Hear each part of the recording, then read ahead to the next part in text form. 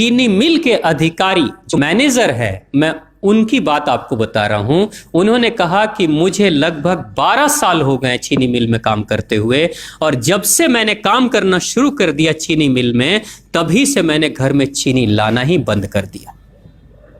मैं तब से अपने बच्चों को चीनी खिलाता ही नहीं हूं, जबकि नौकरी से सैलरी वहीं से मिलती है, मगर चीनी नहीं। मैंने कहा कि आखिर कौन सी घटना घटी जिसके कारण से आपने ऐसा किया? तो उन्होंने बताया एक छोटी सी घटना कि चीनी मिल में जो ये पानी निकलता है ना, चीनी के बनने के बाद उस प्रोसेसिंग में जो पानी निकलता है, उस पानी में वो सारा केमिकल भी मिक्स रहता है, और उस पानी को चीनी मिल वाले लोग अक्सर एक टंकी में जमा करके रखते हैं। ये सभी चीनी मिल वालों के पास में होता है, आप भी कभी जाएंगे तो आपको भी पता चलेगा। वो टंकी में वो पानी रखा जाता है, लेकिन रोज रोज प्रोसेसिंग हो रहा है, रोज चीनी बन रही है, रोज बहुत सारा पानी आ रहा है, तो आखिर कब तक? एक टंकी की क्षमता है ना, कितने दिनों तक वो टंकी खाली रहेगी? भर जाती है, भरेगी तो फिर क्या करेंगे? खाली करना है। तो क्या किया था चीनी मिल के लोगों ने? सोचा कि छोड़ो ना, अब कहां जाएंगे उसको फेंकने के लिए कहीं दूर, क्योंकि अब उतनी बड़ी टंकी जिसमें हजारों गैलन पानी है, उसके लिए ट्रांसपोर्ट में कितना खर्च आएगा, तो बेहतर होगा रात के अंधेरे में कहीं खेत में डाल देते हैं। क्योंकि जनरली फैक्ट्रियां तो होती हैं ऐसे ही बिराने में, तो कहीं डाल देते किसी खेत में, क्या पता चलेगा पानी है कि चीनी मिल का पानी है, क्या है। तो ये सोचकर मैनेजमेंट वाले लोगों ने रात में ही उस पानी को खेतों में छुड़वा दिया, और नतीजा ये हुआ कि उस खेत की सारी फसल जल गई, मिट्टी बंजर हो गई। और जब किसान पता करने लगा कि आखिर क्या हुआ मेरे खेत में, जब चेकअप कराया वो मिट्टी का, तो पता चला कि इसमें तो चीनी मिल का जो वेस्ट मटेरियल है वो डाला गया है। तब उसको खबर मिली कि हाँ, किसी स्टाफ ने बताया कि हाँ, हमारे चीनी मिल से ही पानी डाला गया था आपके खेत में, और पूरी मिट्टी बंजर हो गई। उसने केस कर दिया और चीनी मिल वाले को मुआवजा देना पड़ा लाखों रुपए।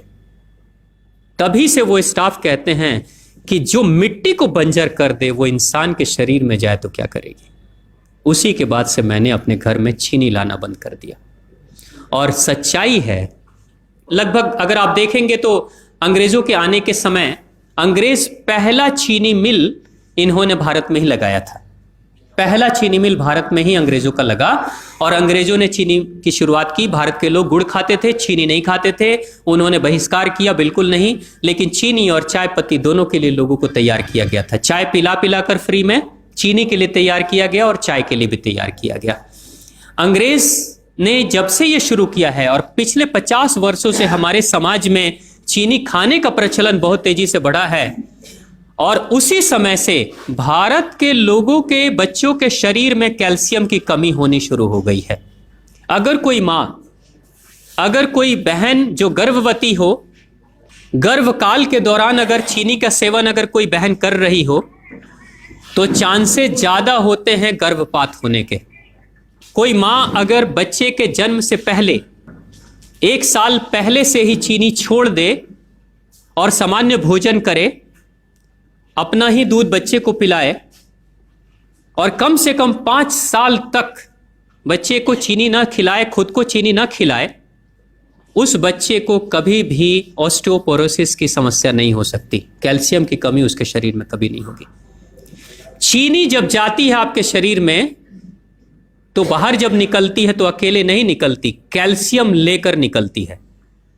चीनी कैल्शियम लेकर निकलती है, हड्डियों को गलाकर निकलती है। और जिसके शरीर में कैल्शियम की कमी हो जाती है, उसके शरीर में मैग्नीशियम, पोटेशियम, आयरन सबकी कमी हो जाती है। कैल्शियम वो तत्व है कि जिसके शरीर में कम हो जाए, सारे तत्व कम हो जाएंगे, और कैल्शियम की कीमत पे चीनी हम खाते हैं। भारत, पाकिस्तान, बांग्लादेश, नेपाल, ऐसे कुछ देशों के अलावा दुनिया के बहुत सारे ऐसे राष्ट्र हैं जहां चीनी का इस्तेमाल ही नहीं होता। आज भी चीनी खाते नहीं, बहुत सारे देश नहीं खाते बिल्कुल। आप गुड़ खाया करिए, वो ज्यादा बेहतर है, चीनी को छोड़िए।